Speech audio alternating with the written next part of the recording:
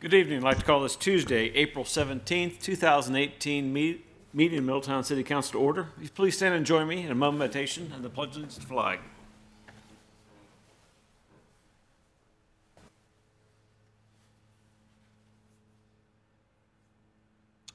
On. I pledge allegiance to the flag of the United States of America and to the republic for which it stands, one nation, under God, indivisible, with liberty and justice for all. Ms. Gank, would you please call the roll? Ms. Vittori? Yes. Mr. Bohannon? Here. Mr. Moon? Here. Mr. Mulligan? Here. Mayor Mulligan? Here. All right, first couple items this evening are our public hearings.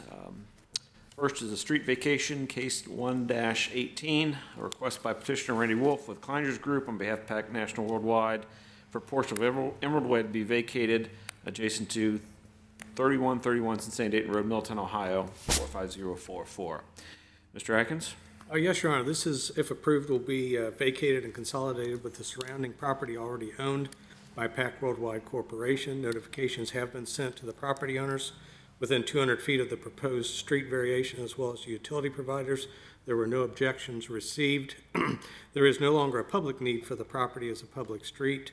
The partial street vacation was recommended for approval by Planning Commission on March 14th, 2018, with the condition that the engineering comments were completed as part of that. Staff is recommending approval.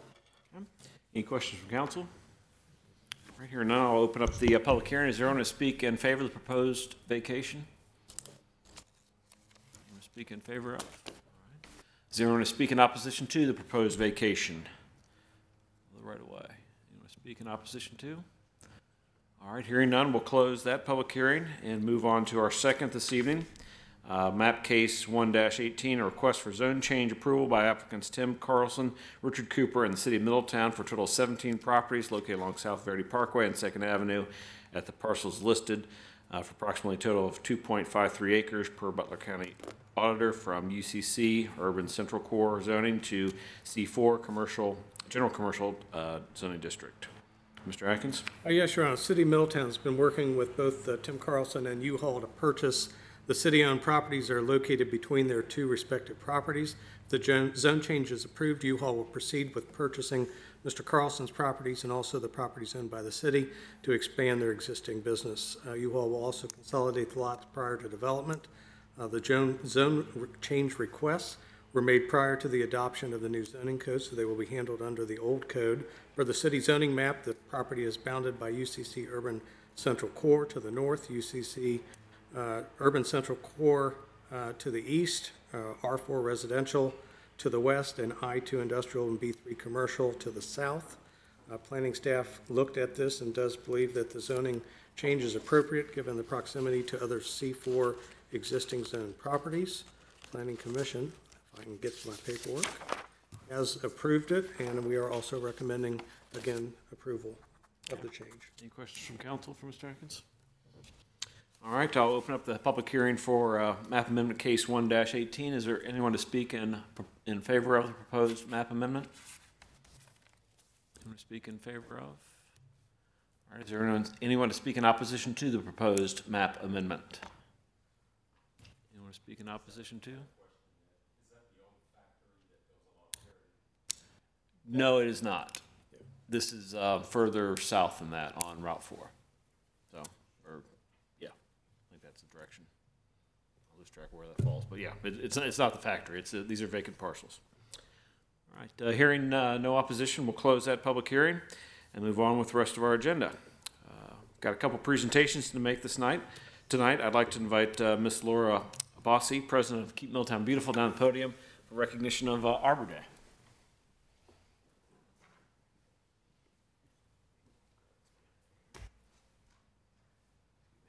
It's certainly a privilege. I'll do over here. I got to get my place for a microphone and get the light just right so I can read this. But no, it's a privilege to recognize the work of Keep Middletown Beautiful and recognize Arbor Day here in the city of Middletown. it is important that we keep in mind our tree canopy and the important improvements that adds to everything from real estate values to just general aesthetics here in the city, and the great work that Keep Middletown Beautiful does to keep that effort going forward and raising awareness on different things. So on behalf of council, I'll present this proclamation. Whereas in 1872, J. Sterling Morton proposed to the Nebraska Board of Agriculture that a special day be set aside for the planting of trees. This holiday, called Arbor Day, was the first observed with the planting of more than 1 million trees in Nebraska. Arbor Day is now observed throughout the nation and the world. And whereas trees can reduce the erosion of our precious topsoil by wind and water, cut heating and cooling costs, moderate the temperature, clean the air, produce life-giving oxygen, and provide habitat for wildlife. These trees are a renewable resource, giving us paper, wood for our homes, fuel for our fires, and countless other wood products. And whereas trees in our city increase property values, enhance the economic vitality of our business areas, and beautify our community. Trees, wherever they are planted, are a source of joy and spiritual renewal. Now therefore, I, Lawrence Mulligan, Mayor of the City of Middletown, Counties of Butler and Warren, State of Ohio, do hereby proclaim April 27, 2018 as Arbor Day in the City of Middletown, and I urge all citizens to support efforts to protect and nurture our trees and urban forests, not just for the beauty they provide, but for the benefits they give our residents and our community. Thanks again for coming down, Ms. Bossy. Thank you. Keep up the good work. Would you like to share a few words on Arbor Day? Well, Arbor Day and Earth Day are this Saturday, April 21st, so we are really excited this year. We have a wonderful turnout for pre-registration, probably 125 people over last year. So we're looking forward to no rain and a really good day. So. Hopefully no snow. Yeah. Thank you very much. Thank you. Appreciate it. All right, now I'd like to bring down Ruth Kelly. I'd like to recognize her for some great work. This is one of the privileges of serving as mayor, being able to recognize some of the great work of our citizens here in Middletown and some of the great work they've put forth to touch so many different lives, and it's just great to be able to recognize her. Here in Butler County and really throughout the state of Ohio, we've struggled with a lot of crises. A big one right now is dealing with infant mortality and babies dying very early between birth and age 1. And our Board of Health is working with that. Jackie Phillips is doing some great work. But it's also some great volunteers and participants like Ms. Kelly that do some great work. So on behalf of council, I'd like to present the certificate of recognition in honor of your great work. Whereas, it is with great honor and personal pleasure to pay tribute to Ruth Kelly, Director Administrator of Families First, a nonprofit organization dedicated to saving babies in our community. And whereas Families First is a faith-based organization that provides education classes and support for women who are already mothers and to those who are pregnant to increase good health, focusing on obesity, nutrition, physical activity, and parenting. And whereas Family First initiatives, which range from smoking cessation to centering pregnancy programs, will deal with high-risk African American women who are pregnant. This has been a significant issue in the community since black babies are dying at twice the rate of white babies before the age of 1 in Butler County. Ruth Kelly wants to see all of the agencies and churches work together to build up our community and to see babies not just survive, but to thrive. And whereas Ruth Kelly was nominated for an Everyday Hero Award for the work she has done to strengthen families and prevent infant mortality in our community. She was selected as a recipient of the award for Southwest Ohio and was recognized at Ohio Children's Trust Fund's April Child Abuse and Child Neglect Prevention Awareness Month campaign kickoff event in the atrium of the Ohio State House on Thursday, April 5, 2018. The Ohio Children's Trust Fund established the Everyday Hero Award to honor those individuals who dedicate their time, efforts, or lives to preventing child abuse and neglect. An everyday hero is an individual who has made a significant impact on child abuse and child neglect prevention through their everyday acts. Ruth Kelly's legacy of service will stand as a hallmark for others to emulate. Now therefore I, Lawrence Mulligan, Mayor of the City of Middletown, do hereby recognize and acknowledge Ruth Kelly's dedicated service to Middletown's children and families. I urge all citizens to join me in celebrating Ruth Kelly's accomplishments. May she be blessed with continued success in all her future endeavors. Congratulations, Ruth. Appreciate all the great work you're doing, and keep it up. So, would you like to share a few words about the outreach you're doing? I really have been speechless, and when My husband went with me to the State House. I was really humbled to receive that award because I always tell everyone that what I do, I feel like I'm just doing what I'm called to do because I'm serving those moms and those babies. And it's a passion that I have, to do that every day, because I know when I'm walking the streets and the 2 community health workers that, work with me and the administrative assistant, we do what we feel that's a passion that we have a calling to do, to see moms receive the health care. And some of them don't even have transportation and the needs to do what they do economically here in the city of Middletown. So that's why I have a passion, and that's why you see me doing the things that I do, every day and night. Because some people come by the church and they say, your car is still there 1, 2 o'clock in the morning. My husband, who's here too, the Pastor Kelly of the church, he'll come up and sometimes come and sit with me, and he might fall asleep and bring me dinner. But it's what I do because I know it's something I have a heart and passion for. And I think Jackie Phillips, for all she does, because she supports the effort too, and all the other churches, and Pastor Riley, who comes, and supports us too. And I thank the city for being behind everything, and you all showed up for the community baby shower. So thank you all, and you just don't know how much this means to me, but I'll treasure this. And I already told my husband I'm passing this down to our granddaughter because she needs to know that how important this is. Thank you very much.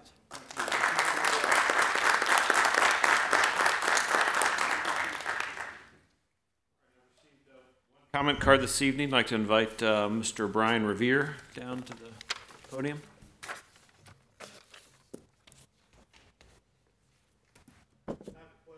Oh, can we get you down to the podium? Sure. Do I need to bring any of this paperwork with me? Is it to present to us or to? Can you hear me from here? Well, we need to get you on the record up here, Mr. So we can maybe follow up.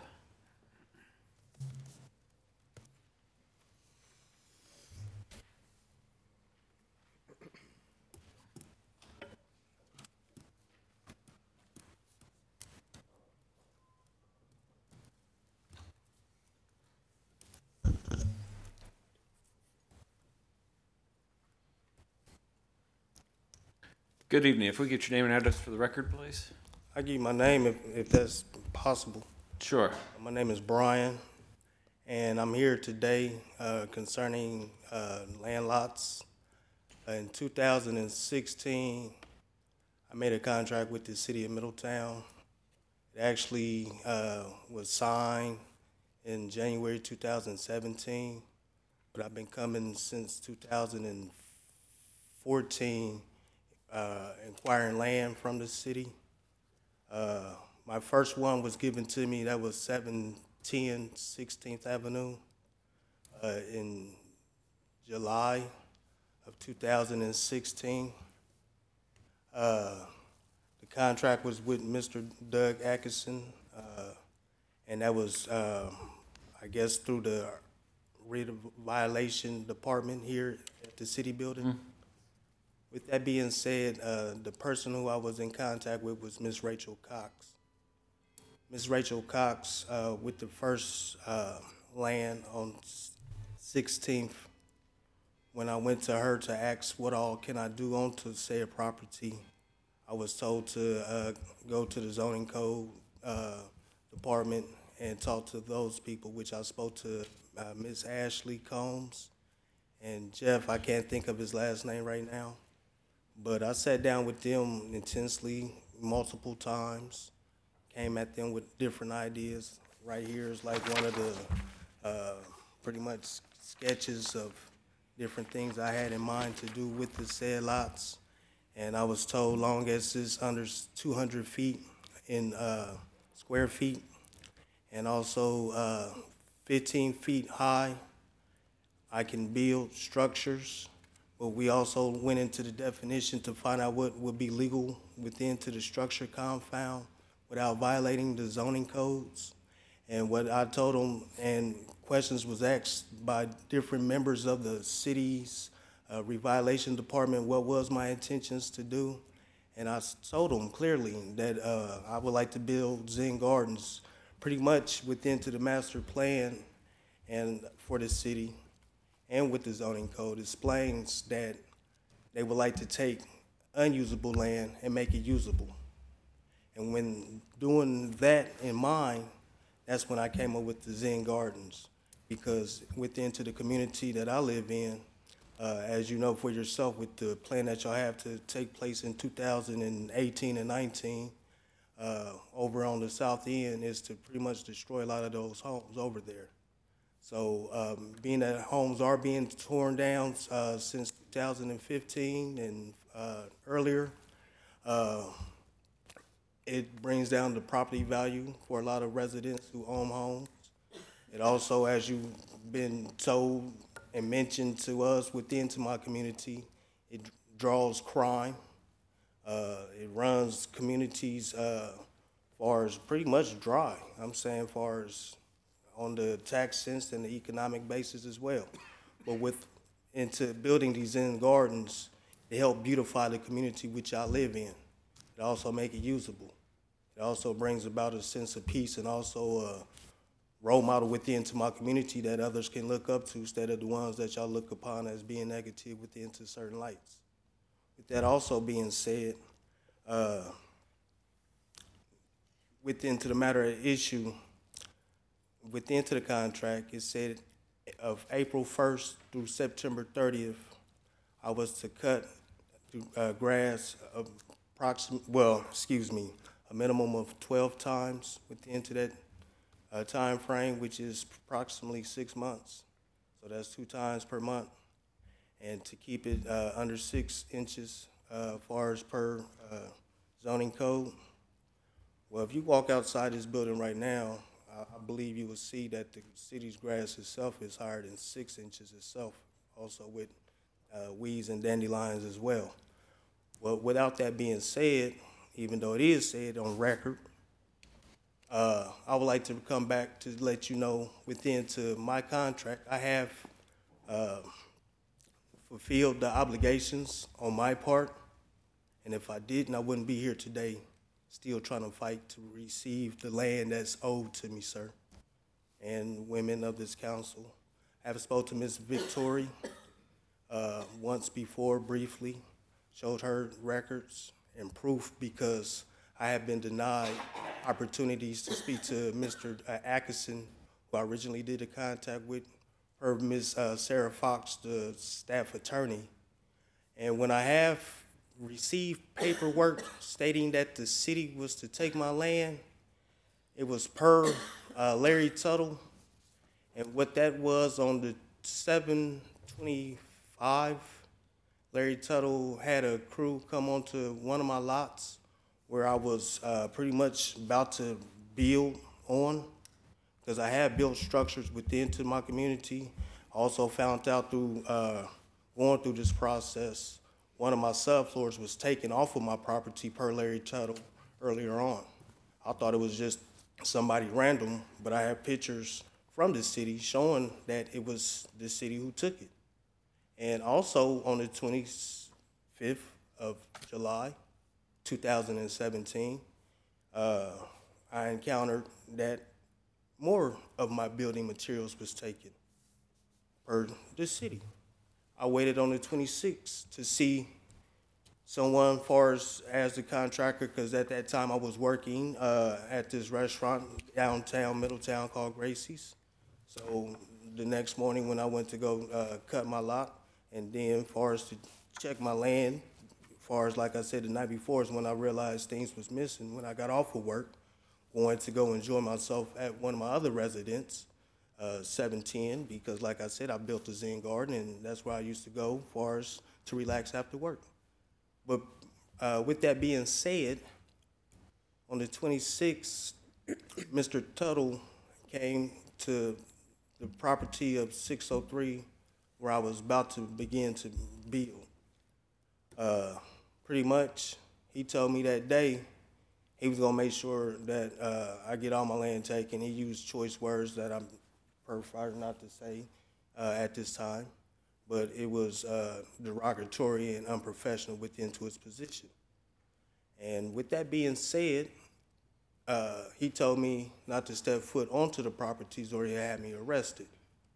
And in Middletown, that's not something that you play with because it will happen. And so with that being said, after talking to someone, he told me to come to his office the following day, which I did.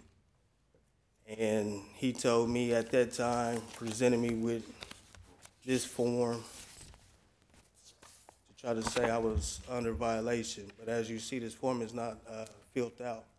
But also, prior, I know I'm rambling and mixing dates, but I'm trying to explain to you, pretty much I have a letter dated August 10th stating that their city's intentions were to take my land for not taking care of it. They only mentioned 8 of 11 properties, but I have paperwork, I have pictures to show where I have been taking care of the properties. And when I request to show Miss Fox, because, well, I'll take that back. The date wasn't the 10th. It was the 16th when the letter was written, but I went in on the 10th. They handed me a letter talking about I wasn't taking care of properties initially. And then, like I said, on the 11th, from what I've seen into paperwork, pretty much the city made a move to say they would give me 2 weeks to do a re-inspection. So that would take you to August 24th. I had a letter written to me on the 16th stating that their intentions were to take property from me, so that's not within to that 2-week period. Well, that's not at the 2-week period. And then as far as the inspection was done on the 14th, which is only 4 days. So again, with the Larry Tuttle guy, if he is in the motion and the intent to take property from me as he said, and then use his position and authority to do things maliciously, as far as doing an inspection before the 2-week period. And also, I have citizen serve showing where he has included properties that's not my properties to show as evidence against me not taking care of my land. And if they're doing this intentionally, because even I tried to speak to Ms. Fox on the 21st when I came back into town, because August 19th is my daughter's birthday. I brought her to a city council meeting once before when I was trying to get the land. I don't know if I remember that or not. Mr. Revere, we've run past our time here. Well, I apologize, but long story short, what I would like to do is set up a meeting with somebody who I can speak to about getting my land and have my contracts fulfilled. And like I said, I got the paperwork, I got pictures, but I haven't been able to have that go through with Ms. Fox. She's denied me the right, and even, again, like I said, within to that 2 weeks period, I've taken care of my land, and even after that, and even still today. You go past certain lots and stuff, the city hasn't done that within to the April 1st mowing season. And like I said, thank you for your time, but Thank you for coming down and raising this to our attention. We'll look into it with Mr. Atkins and see what we can get on that in terms of understanding a little bit more of the issue, and follow back up with you then. Do we have your phone number here? It's no, not on the card. That's the thing, like, I'll be told that y'all call me, but I'm here today. Can I get a date and a time? I'm here to try to schedule a date and a time. Right, well, I've been coming for months. okay. I mean, we're not really I understand that, but like I said, as far as I done went through the proper channels of having hearings set, and then as far as I was told, I can't, but like I said, I have the paperwork right here to show you. Sure. I'm saying y'all right here, right now. Yeah. Well, right, but we're set up to do our I'll business wait. meeting tonight, not necessarily take care of land contracts, and that falls more to Next city time, administration. can we come, can we have that on the agenda? As far as the next meeting or the two after We that? can work to get a report from Mr. Atkins, and staff will prepare that for council to review and understand kind of what the situation is, and we'll work through that. So thanks for coming down this evening. All right, and that's the only comment card I had this evening. We'll move to Mr. Atkins for your city manager reports. Yes, Your evening. Yes, Your Honor. Good evening, Mayor and Council. On to your agenda tonight is, excuse me, ordinance number 2018-10, regarding a loan from Middletown moving forward to build the extension off of Hook Road to open up the west end of the airport. I know we've talked about this last year as part of the budget and also during the retreat in February, but it's been a while since we've had the public update on the airport, so I've asked Matt Eisenbrod to come tonight and give you an update on what we've got going on.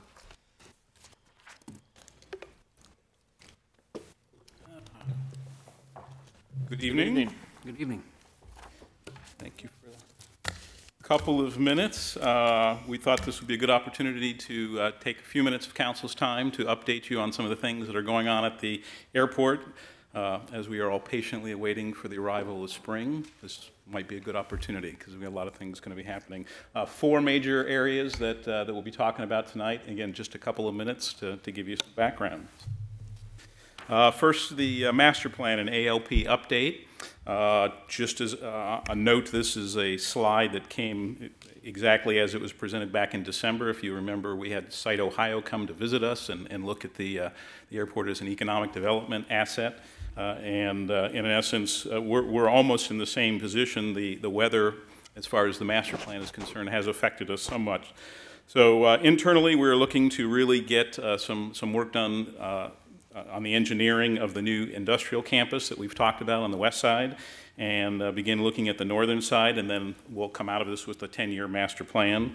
Currently, the GIS work and survey things that were accomplished in the fall have been done, and we are looking to begin working on an inventory of the assets out there, getting very specific as to what we're capable of doing and what we're not.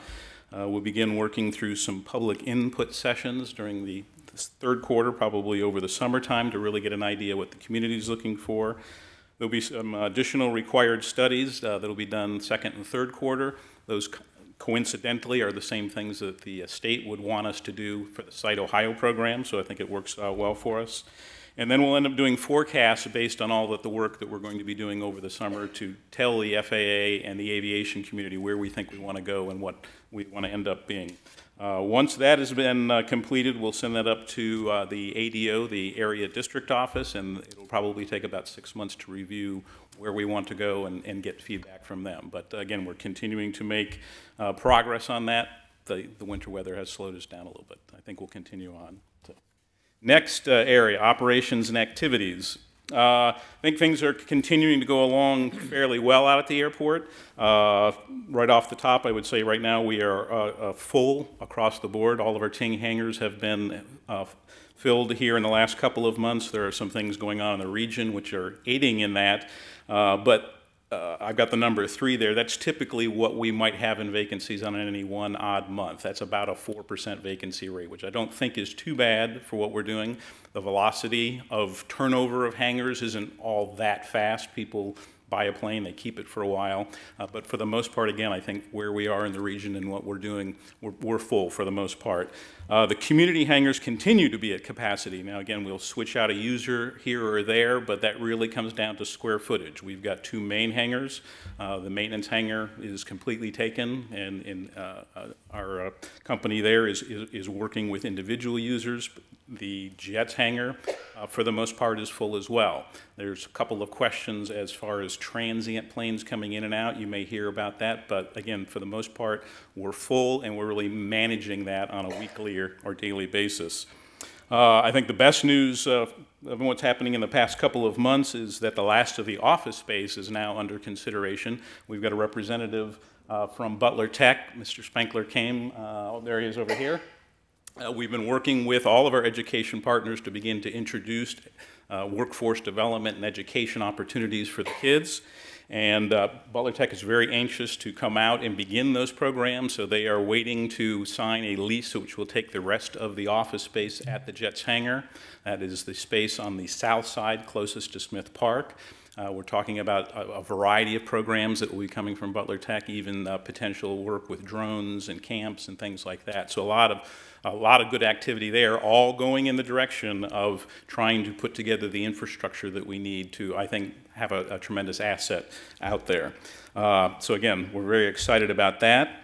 Some other activities we're doing, we just in the last week or so presented at the Ohio Aviation Conference. The association asked us to come up and talk a little bit about what we've been doing with the airport and where we're going, really to the idea that where we are doing, I think, fairly successful is blending in programs and other opportunities. So where an airport may look at itself as an individual entity, again, we're reaching out to workforce development, talking to EPA, talking to brownfields, making sure that we're taking into account every opportunity that we can, and that was the message that we were to communicate. We're setting a good example for the rest of the airports in the state, and I think that was recognized. So we talked about the role of ED, creating partnerships, and again, really focus on the workforce development side, and I think that is really where the future is. Everybody's really beginning to understand that it's not necessarily incentives, money, opportunity, it's really people. Getting access to people, quality workforce, are those that are going to be successful. Again, additional things that we're doing, reviewing potential director-manager scenarios. The manager contract does expire at the end of this month, so we began work back in January to explore into different structures or opportunities for the manager situation. I think it's really taking the concepts and the ideas that we've used in the past and looking at it and kind of going down that same line, but reprioritizing what we want the manager to do. Originally, 4 or 5 iterations ago, back in the 90s, we said we want to have a manager out there. What do we want them to do? What's the biggest use of time?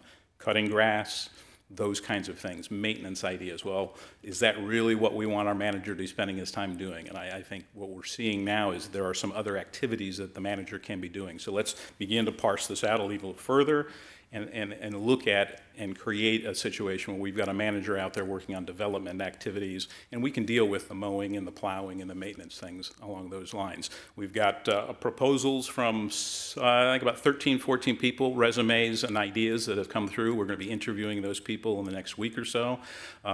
We're going to again, talk to Start Aviation to see what they've come up with as far as new ideas and ingenuity as far as we can operate out there, and I think come up with a set plan that's going to get us a lot more activity and a lot more motion for the money that we're investing out there. Again, this summer we're going to begin looking at marketing the airport and go through that. So we have enlisted an entity to work with us on creating collateral materials, even including a video. And I think as early as this fall we'll begin going to shows and beginning to network and cultivate some relationships with some of the businesses we'd like to recruit. Really excited about that. Again, I think we're beginning to start having some impacts in the market. A couple of other things that we're going to do, and there's an Aranca fly-in this year. That's a biannual, every 2-year activity. It is a private fly-in, but it is something that's recognized in the aviation industry. So again, we do get recognized for that in supporting things going on. And again, with our history in aviation and aerospace, I think that's a great thing to keep playing up on that. Open house, we're going to go back to that idea, and I think, again, layer in an aviation day, talking to the chamber and the schools, and again, wanting to get kids out there to see what the opportunities are.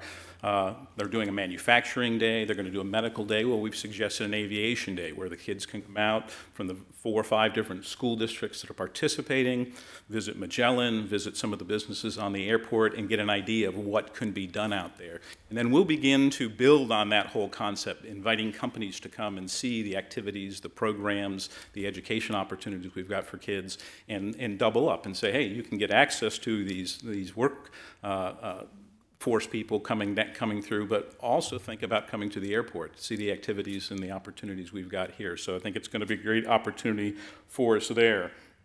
And then a new DMI event. The airport has always wanted to reach out in the community, make those connections, help the community understand what we're doing out there. DMI had a need, so they're going to partner together. We've got a couple of the companies out at the airport. They're going to work with DMI to host hops in the hangar. In essence, that's going to be potentially done the same day. So we'll have an open house, kids coming out during the day, 3 to 5, maybe open to the public, and then in the evening have some kind of activity going on. So it'll be a great day for the airport and in the community. Again, some of the things that we're doing, a lot of activities there. If you want to go on to the next slide for me. The 10-year capital improvement program projects and maintenance, some of the things that are happening there. There's where the big activities are. I just let you know that ODOT has amended their grant programs to again help even more than what they have. So they've increased the scope of allowable costs for projects that are done out there. We've run into that a couple of times. And they've also gone up to a 95-5 match. So we can, I think, count on the state at this point for a lot of support to finish out some of the things that we have listed out here. And they seem to be very interested in, again, where we're going, what we're doing, and participating. The 2017 project was doing all the paving out there. We have just a little bit left to do. We're going to crack seal with about $10,000 that's still left in the budget to use that all up, and then we'll close. The 2018 project has been confirmed, so we're preliminary estimate of $420,000. Again, on a 95-5 ratio. Bids will be due up to Columbus here in the next couple of weeks. They will confirm and execute the grant. We'll get that paperwork, and then we hope to be done really by the end of the year. Officially, it needs to close by 5/31. We are proposing, again, every year we meet with ODOT and FAA and propose what we'd like to do out of this 10-year plan. We are proposing a rehabilitation of the taxi lights for this year. 2014 estimate had that at $350,000, and then repainting our runway markings. So we'll be sending that up to there. Tentatively, they've said they think that's a great project. It was scored last year, did very well. We chose to do the runway lights this year. FAA, no projects additionally be done by the FAA for us until we're done with the master plan. And so we will continue banking the NIPIAS funds that we get each year. So I think right at this point, we're at about $280,000. Again, once we're done with the master plan, those monies can be used to start doing some of those projects. Finishing up last year, we rehabilitated and did a lot of work on our navigational aids and safety systems. They were all installed at this point. Some of them still have to be certified. They'll come down and check them all out, but we're through that. This year we'll be decommissioning a beacon. Not a big deal. It's just one of those things that we'll kind of go through. We don't use it any longer. It will involve a land sale. We'll get rid of some property we maintain off on one of the hills in some direction. I'm not even sure where it's at, but we'll get that taken care of. And the roof work that we started in the fall with the early arrival of a winter in December, we weren't able to complete that. So we'll be right after that, and we'll make sure that all the roof work that we ordered done last year gets done, and we'll take care of that. That's there. And I think the most exciting information, the Ohio Capital Budget Grant, we were awarded $750,000 towards the project of the Southwest Ohio Aviation Workforce Institute. And again, from our side and where we would like to go with the community, that's exactly what it is. Something that will address workforce and help our community and our surrounding communities get into the opportunities that aviation and aerospace can offer. From the aviation standpoint, it's a big hangar. And we just got to make sure that we're clear on that. The FAA wants to always use the airport for highest and best use. And in this case, I think the multiple use of an aviation hangar with classroom space and lab space will fit perfectly into what we need to do. We are out of community hangar space, general hangar space. So by putting this facility up, again, we'll be able to blend in much more than I think some of the other airports that do this kind of thing. We'll be able to do it a little bit better. We'll be able to show that not only are we doing these activities, but we're also taking in additional transient traffic. We're taking in more customers and users, and they're using that facility as well. Multiple organizations, multiple roles, that's the key for everything that we're doing out there, making sure that we're getting the biggest bang for our buck. Education partners, Middletown Regional Flight Training Institute, Cincinnati State, Butler Tech, Middletown City Schools. We've talked with all of them. We've kind of given them an idea where we want to go, and I think everybody's on board at this point. I think it's a great opportunity. But again, more event logistics will help out with that. The Warbirds Museum, working with them on programming, they're beginning to professionalize some of the things that they're doing out there, and there's more opportunities and advantages to doing that. And again, everything that we're talking about and doing at the Institute out there, the facility, really, I think, is an aligning with where the rest of the state is going. I've got the Jobs Ohio districts. As I was looking at the aviation conference, looking at our economic development conference a few weeks ago, it seems as if we're really lining up within our district to be the aviation representative within that. I mean, that's just my assumption, my opinion, but we're the airport in Southwest Ohio that's working on this. But Ohio State is also working on the same type of facility. Up in Cleveland, there's a university up there working on that same type of thing. So again, I think we're in alignment with where the aviation side would like to go. We're in alignment with where ED would like to go. And hopefully we're in alignment with where the community would like to go. But we're going to find all that out in the summer. But that was just a quick update. Probably went on a little too long. I apologize. I'm a long talker. If you have any questions or anything I can answer, anything to go look up for you and get back to you, please let me know, and we'll be in good shape. Any questions for Mr. Eisenbraun? Just when do we anticipate breaking ground on the State Capitol Fund hangar? A lot of planning yet to be done. We really have to, I think, bring our partners back together, get the advice and consent of council as to how far you would like to do that. That really hasn't been set. We have some things we have to come up with first, our side, partners. At minimum. Pardon? Probably a year or two at minimum, it sounds like. I believe if we look back at the River Center project, that there is I haven't seen the paperwork myself yet, but I believe there are some deadlines to have things at least started, if not finished, by end of 19, I would imagine. So. All right, thank you. Appreciate the update. Thank you, Good Matt. stuff going on. That's all I have tonight, Your Honor. Thank you. All right, thank you, Mr. Atkins. That brings us to our consent agenda. Ms. Skank? For your consideration this evening, we have the approval of the city council minutes from April 3rd, 2018. Receive and file board and commission minutes from the planning commission, January 10th, 2018. The historic commission from January 25th and February 15th, 2018. And the park board from February 12th, 2018. To proclaim April as Fair Housing Month. To confirm the personnel appointments of Christopher Jacobs II, maintenance worker, Department of Public Works, street maintenance. Nicholas Peters, patrol officer, Department of Public Safety, Division of Police, and to confirm the board and commission appointment of Stephen Wanamaker to the Middletown Visitors Bureau. Okay, do we have a motion for the approval of the issues and actions as listed on the consent agenda? So moved. Second. All right, Ms. Skank, would you call the roll, please? Mr. Bohannon? Yes. Mr. Moon? Yes. Mr. Mulligan? Yes. Mayor Mulligan? Yes. Ms. Vettori? Yes. We have a few motion items this evening. To authorize a purchase of 2 fire pumpers for the Division of Fire from Sutphen Corporation of Dublin, Ohio, in an amount of $937,050 for both units. Okay, do we have a motion to adopt? So moved. Second. Mr. Atkins, any other updates from a couple No, weeks Your Honor, ago? you've had a couple reports from staff. You've also had a presentation from Chief Lawley. He is here tonight if there are any final questions, but we are ready to move forward if you are. Okay, thank you. Any other questions or comments from council? Okay, Ms. Skank, would you call the roll, please? Mr. Moon? Yes. Mr. Mulligan? Yes. Mayor Mulligan? Yes. Mr. Bohannon? Yes. Ms. Vettori? Yes. Next item is to authorize the city manager to enter into a contract with Barrett Paving to proceed with the 2018 Local Street Improvement Program. Okay, do we have a motion to adopt?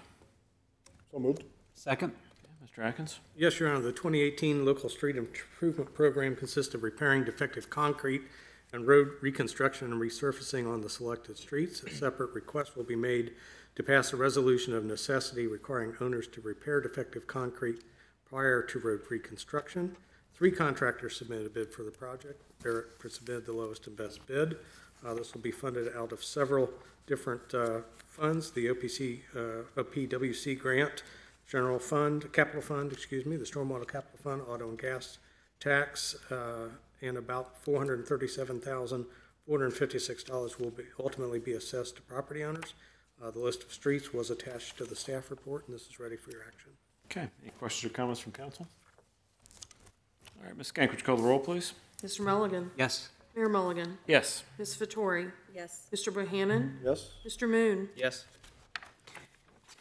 And to authorize the purchase of 2 Vector Model 2010 combination sewer cleaners, 1 for each sewer and stormwater divisions, from Jack Doney Companies Incorporated of Northville, Michigan, in the total amount of $724,203.20.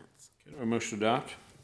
So moved. Second. Okay, Mr. Atkins? Yes, Your Honor, both of these divisions have 2007 models of the sewer cleaners that have met the city's 15-point replacement criteria, and they are actually considerably past the normal useful life of this equipment. This is where, as we squeaked through during the recession, some of those bills are now coming due, and the equipment is past its low useful life. There is $800,000 already in the budget for this purchase. Lowest and best price was $724,203.20. Okay. Any questions or comments from council? Mr. Atkins, on purchases like these, do we ever not accept the lowest bid, and if so, why would we do that? It's possible. If we would have to bring that forward in the staff report. The biggest reason is the several factors: the availability of parts, the availability of service from the vendor, the quality and reputation and preferences from the vendor, all those types of things. In this case, I know that they went out and I believe it was 3 different companies brought equipment to Middletown, let us demo it, so the people who are using it every day are not only asking those questions, getting that information, actually operating the equipment that they're going to be using it every day. They're also going to look at the expected life of those based on what they've seen from the other companies and prior models and talking to other cities. So I mean, it's a fairly significant due diligence process. Thank you. Okay. Any other questions or comments? All right, Ms. Camp, would you call the roll, please? Mayor Mulligan, Yes. Ms. Vettori, Yes. Mr. Bohannon, Yes. Mr. Moon, Yes. Mr. Mulligan. Yes. All right, that brings us this evening to council comments. Mr. Mulligan? Good evening, Your Honor. Want to congratulate Mrs. Kelly on your recognition tonight. I served with her on the Master Plan Implementation and Review Committee, which we met again last night, and really getting into the heart of the issues for the master plan, which I believe has been since 2005 was the last one. And our next meeting will be June 18th of this year in the evening. So I would encourage, if any of my council colleagues have a chance to stop by and maybe take a listen and offer input. We are getting into some really critical issues for our city in the next 10, 20 years, and it would be good to have some input from council and from the general public. Also want to recognize Cincinnati Eye Institute Foundation. They opened up a free clinic here in Middletown. This is the first one in Middletown, first one in Butler County. So I attended that ribbon cutting on Monday, and they will be serving at 930 9th Avenue and providing a great service to low-income individuals and providing help with the eyesight. So I thank them for their investment in our community. That's all I have. All right, Mr. Bohannon? Nothing this evening. All right, Ms. Vittori? Just to say that I'm glad to be back. I had a great time out in Seattle at the Starbucks annual meeting. I spent a lot of time talking about Middletown and progress we're making and hoping that I'm going to get them back to do a little follow-up story on us, which would be really exciting. So we'll see what happens with that. And then just looking forward to this Saturday, the Steel City Shootout, which is a lacrosse tournament here in Middletown where we get over 1,200 people down at St. Park. So I think that's one of those gems that is really a regional draw that most people don't even know about. So if you want to watch lacrosse, come out this weekend and support our city and all these kids around town. Great, thank you. Mr. Moon? Yes, just a few items. I, too, want to congratulate Mrs. Kelly. We're not just fortunate to have you here, but we're blessed to have you as part of our community. So thanks for all you and your husband do. 2 other items I wanted to mention to council that the self-awards banquet is this Friday. So if anybody has any interest in coming down, our own Jerry Lewis will be being honored this year. So congratulations to her in advance. And then I also wanted to mention that I got to fill in for our show this past weekend at an Eagle Scout ceremony for Jonathan Burkhouse to present a proclamation on behalf of council, and I just wanted to extend my congratulations to him on that amazing achievement. It's going to serve him well, not only now, but certainly in the future as he goes into college and into the workforce. So that's all I have. All right, thank you. And thanks for covering those Eagle Scout ceremonies. Those are very nice and special. You realize the impact the youth has here in the community, and I've got a couple of those coming up as well. I do want to remind, as people mentioned earlier, Earth Day is coming up on Saturday, so a lot going on with the lacrosse tournament and Earth Day. I'll be out, I think, cleaning up South Main Street. I think a lot of volunteers participating in that, so that's encouraging to see, and a lot of great activity. I'll give staff some kudos. It's great to see the paving of streets. The fact we took action on that, $2 million being put forth is going to be a nice impact. I'm glad to see some great activity there. And lastly, it's another great honor. I get to serve as guest bartender this coming Tuesday next week at Gracie's to support St. John the 23rd School, an alma mater of mine, and great to have a great time. So I encourage, if people want to come out and say hello, stop by Gracie's on Tuesday night and say hello, and I'll be behind the bar and hopefully not falling behind. But no, it should be great. Glad to do that, and it's a fun time. So looking forward to that. And with that, Ms. Fox, we can move to our legislation for this evening. Good evening, Mr. Mayor. There are 10 items of legislation on tonight's agenda, 2 of which are emergencies. Therefore, we will need a motion to waive the charter provision, requiring 2 separate readings as to the following ordinances. The first is ordinance number O 2018-10. The second is ordinance number O 2018-11. I move that the charter provision requiring readings on 2 separate days be suspended, and ordinance number O 2018-10 and ordinance O 2018-11 be declared an emergency measure and read one time only. Second? Okay. Ms. Kank, would you call the roll, please? Ms. Vettori? Yes. Mr. Bohannon? Yes. Mr. Moon? Yes. Mr. Mulligan? Yes. Mayor Mulligan? Yes. The first on tonight's agenda is ordinance number O 2018-10. This is an ordinance authorizing the city manager to accept a loan from Middletown moving forward to build an extension road off Hook Drive and declaring an emergency. Okay, do we have a motion to adopt? So moved. Second?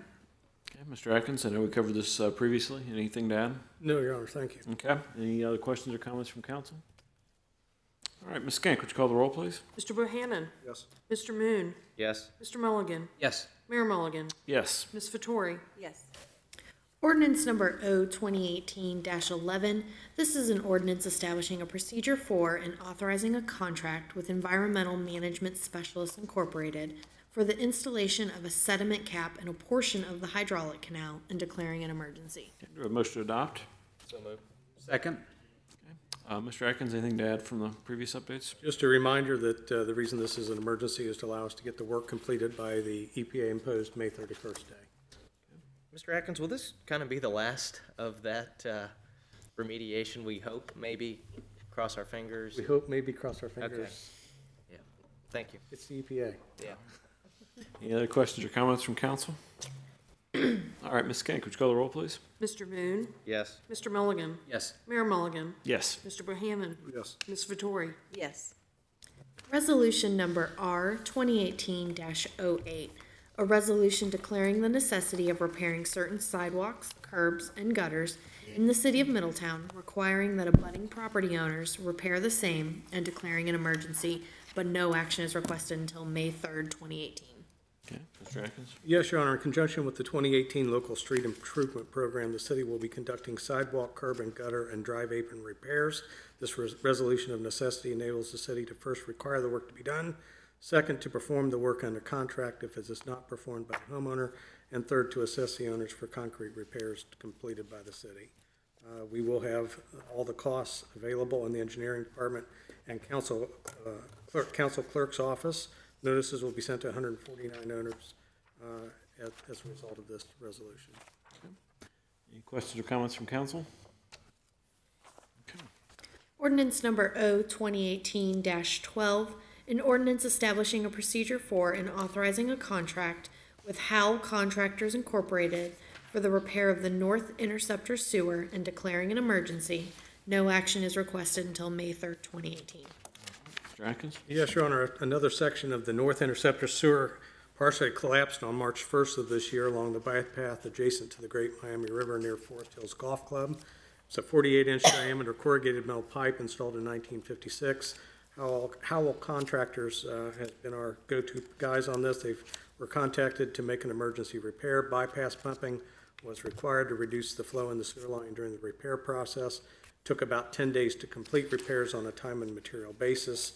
The amount is $105,312.18. It will be paid out of the Sewer Capital Reserve Fund. Funds are already appropriated. We will just need your approval to go ahead and spend them. Okay. Any other questions or comments from council? Thank you. Ordinance number O 2018-13, an ordinance to levy special assessments for the repair of certain concrete sidewalks, curbs, gutters, and driveway aprons in the city of Middletown against the lots and lands benefited by said improvements. This is a first reading. Mr. Atkins? Yes, Your Honor. Last year, council passed resolution of necessity R 2017-05 to have defective sidewalk and drive aprons on various streets associated with the miscellaneous concrete repair program repaired and the costs assessed to the property owners. We have now completed those repairs. Total cost of the improvements made were $22,836.74. It is now time to assess those owners who did not pay their portion. Copies of the final assessment are on file in the engineering office and the clerk of council's office, and this will be ready for your action at the next meeting. Okay, thank you. Ordinance number O 2018-14, an ordinance to levy special assessments for the repair of sidewalk, curbs, and gutters in the city of Middletown during the year 2017 against the lots and lands benefited by said improvements. This is a first reading. Yes, Your Honor. The prior resolution was for miscellaneous repairs that needed to be made.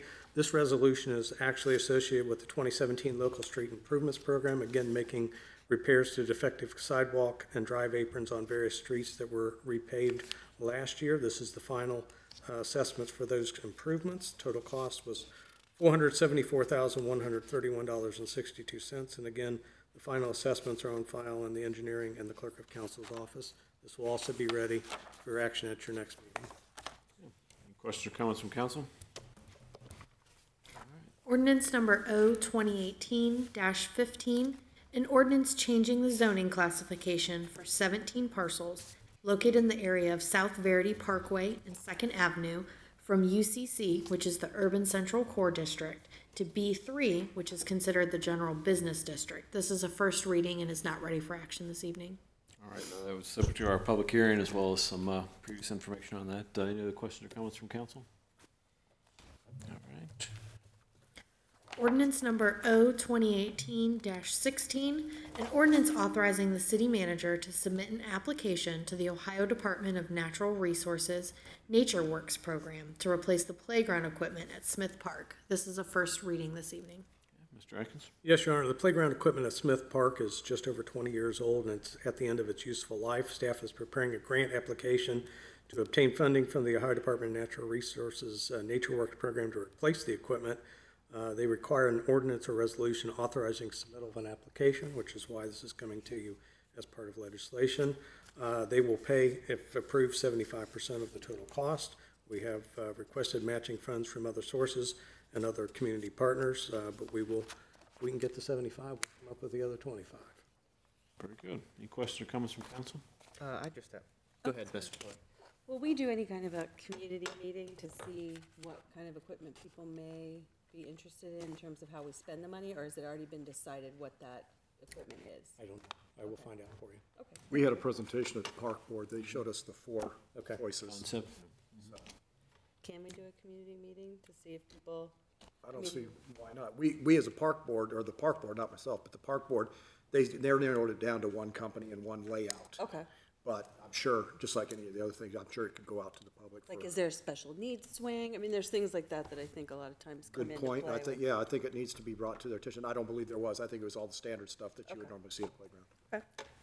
Yeah, I was just curious on the current playground items that might be going out, ones that might be still have some useful life left and be safe. Is there a possibility to reuse it in another park that might have some even worse deterioration on their playground stuff? Always possible, but almost all of our parks, on almost every park we have, is all past its useful life. Okay. It's less bad. Just trying to think of ways we can use a little. Refurbish. Yep. Yeah. Okay. Ordinance number O 2018-17, an ordinance vacating a portion of Emerald Way. This is a first reading. Okay, that too was subject to a public hearing this evening. Any questions or comments from council? Ordinance number O 2018-18, an ordinance authorizing the transfer of city-owned property located at 105 Eaglehart Street, 312 Crawford Street, and 514 Young Street to the Butler County Land Reutilization Corporation. This is a first reading this evening. All right, Mr. Atkins? Yes, Your Honor. The city of Middletown owns 3 residential properties that the address is listed in the ordinance. The properties are intended to be demolished using funds through the Neighborhood Initiative Program, the hardest hits funds through the state. In the guidelines of that grant, title is required to be in the name of the Butler County Land Bank. Therefore, we're going to transfer these to the land bank so we can utilize the funds and get those properties down. Very good. Any questions from council? All right. Thank you. That concludes our agenda for this evening. We'll be in recess to our next meeting on May 1st, 2018, 5:30 in these chambers. Thank you all. Have a good evening. Thank you, Your Honor.